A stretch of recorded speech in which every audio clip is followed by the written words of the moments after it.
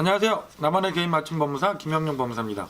개인회생 신청하실 때 제일 크게 문제가 되는 부분, 최근 채무, 그 중에서 돌려막기가 최근 채무에 해당이 돼서 문제가 될 수 있는지 이거에 대해서 말씀을 드리겠습니다.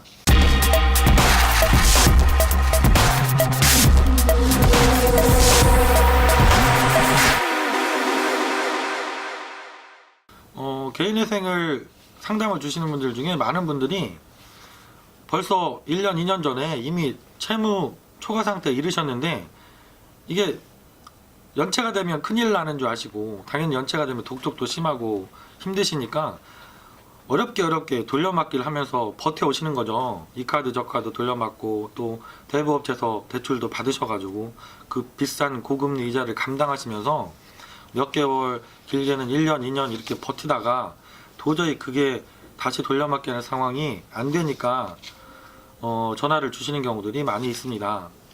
그러면서 걱정하시는 것이 인터넷을 검색을 해보고 오시니까 최근에 돌려막기 하다 보면 최근에 카드에서 현금 서비스도 받으시고 카드론도 받으시고 최근에 대부업체에서 대출금을 받아서 카드값 돌려막으시고 이러기 때문에 최근 채무 비중이 높으신 거죠. 근데 내가 정보를 검색해 보니 최근 채무 비중이 높으면 개인회생이 어렵다라는 글들이 많으니까 이것도 개인회생이 안 되는 게 아닌가 해서 걱정하시면서 전화를 많이 주세요.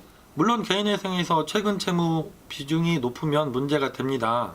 최근 채무라는 게 통상 내가 개인회생을 신청하는 시점 기준으로 최근 1년 안에 발생한 채무를 최근 채무라고 하시고 이 비중이 높으면 변제금이 올라갈 수 있고 절차상의 보정이 까다롭게 나올 수 있고 문제들이 있죠. 하지만 이 최근 채무라는 것은 최근 채무 자체가 문제가 되는 것이 아니라 그 사용 용도가 어떤 것인지에 따라 문제가 달라집니다. 내가 최근에 대출을 많이 받았는데 최근에 카드론을 많이 받았는데 이게 현금으로 인출돼서 어디에 사용됐는지 소명이 안 된다던가 아니면 도박이라든가 주식 투자 이렇게 정상적인 지출이 아니라 엉뚱한 곳에 지출된 경우에 문제가 되는 것이죠. 근데 기존 채무를 돌려막기 위해서 받으신 최근 채무는 전혀 문제가 되지 않습니다.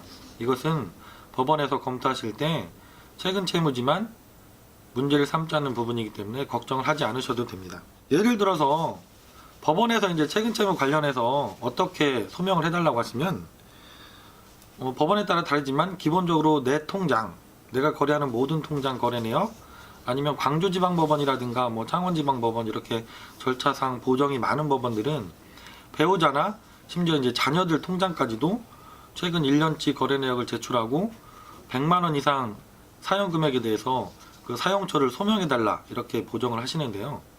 이게 기존 채무 변제에 사용했다고 소명을 다 하시게 되면 이거는 문제를 삼지 않으십니다.